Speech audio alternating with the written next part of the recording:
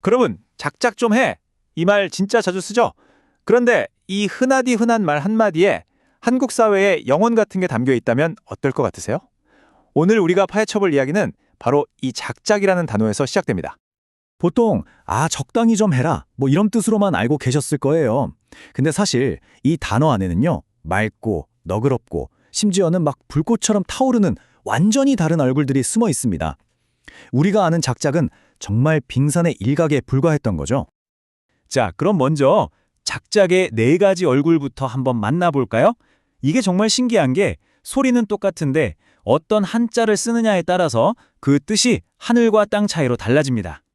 첫 번째 얼굴은요, 맑을 작자를 쓰는 작작입니다. 조조? 네, 맑고 깨끗한 상태들을 뜻해요. 우리가 평소에 쓰는 그 부정적인 느낌하고는 완전히 정반대죠?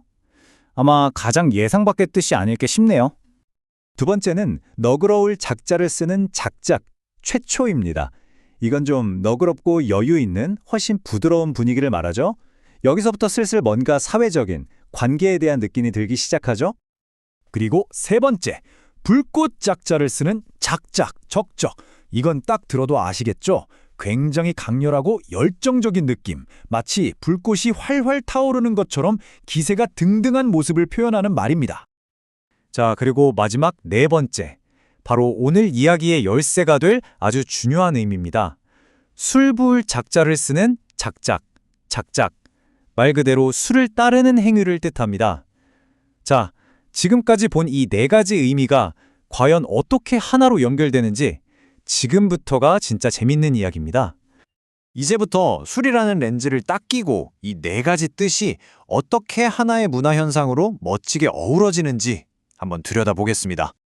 원문에 나오는 이 구절이 당시 분위기를 정말 생생하게 보여줘요. 그 시절의 술이라는 건 그냥 마시는 음료가 아니었던 거예요. 절망적인 상황 속에서도 서로의 유대를 확인하고 함께 버텨내는 공동체의 의식 같은 거였죠.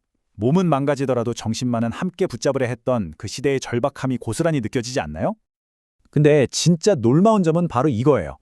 우리가 살펴본 작작의 네 가지 의미가 한국의 하룻밤 술자리 전체를 완벽하게 설명한다는 사실입니다. 한번 보세요. 너그럽게 촉촉 시작해서 끊임없이 술을 따르고 족족. 그러다 분위기는 불꽃처럼 뜨거워지다가 족족. 결국 다음날 아침에 그 맑은 쪽쪽 정신은 까맣게 잊어버리는 이 과정.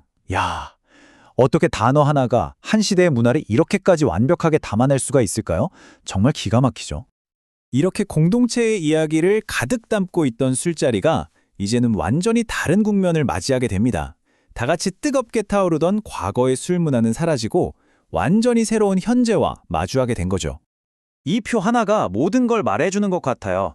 과거 현진건의 소설 술 권하는 사회에서처럼 다 같이 모여서 술 한 잔 기울이면서 씨름을 나누던 그런 집단주의 문화는 이제 찾아보기 힘들어졌습니다. 술은 이제 전적으로 개인의 선택, 혼술의 시대가 된 거죠.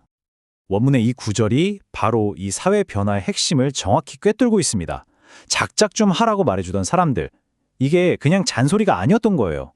나를 걱정해주고 위험할 때 브레이크를 걸어주던 최소한의 사회적 안전망, 바로 그 공동체의 목소리가 사라져버렸다는 뜻입니다. 자, 이제 이 분석의 가장 핵심적인 주장으로 넘어가 보겠습니다. 사실 이런 술 문화의 변화는 훨씬 더 거대한 사회적 현상의 아주 작은 단면에 불과하다는 겁니다. 그리고 그 거대한 현상을 설명하는 키워드가 바로 각자 도생입니다. 내 술잔을 채워주고 말려주던 이웃이 사라진 것처럼 이제는 모든 걸 각자 알아서 제 살 길을 스스로 찾아야 하는 시대. 공동체라는 울타리가 사라진 현대 한국 사회의 민낯인 셈이죠. 그리고 저자는 여기서 정말 섬뜩한 경고를 하나 던집니다. 생존을 위해 각자 살 길을 찾는다는 각자 도생. 각자 도생이요, 자칫 잘못하면 한 끗 차이로 각자 외롭게 죽어가는 각자 도사, 각자 도사로 변질될 수 있다는 겁니다. 스스로 일어서는 자립이 아무도 없는 고립으로, 생존이 죽음으로 이어질 수 있다는 무서운 경고죠. 그러니까 핵심은 이겁니다. 우리가 의식적으로 함께 하려는 노력을 하지 않으면 사회는 그냥 자연스럽게 단합이 아니라 분열과 파편화의 길로 흘러갈 수밖에 없다는 거죠. 마치 내리막길처럼요. 자, 이제 마지막 결론입니다. 이렇게 파편화된 사회에 대해 저자가 내놓은 마지막 해법은 과연 무엇일까요?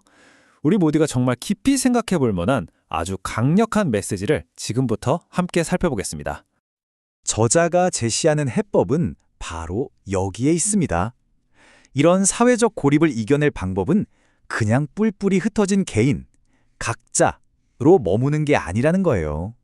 스스로 깨달음을 얻어서 연결의 소중함을 아는 깨어난 자가 되어야 한다는 거죠.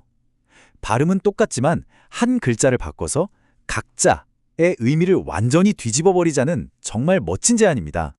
각자 알아서 살아남아야만 하는 이 세상 속에서 우리는 과연 어떻게 다시 함께라는 감각, 우리라는 감각을 되찾을 수 있을까요? 이 질문은 오늘 분석 전체를 관통하면서 지금 이 시대를 살아가는 우리 모두에게 아주 깊은 생각을 남기는 것 같습니다.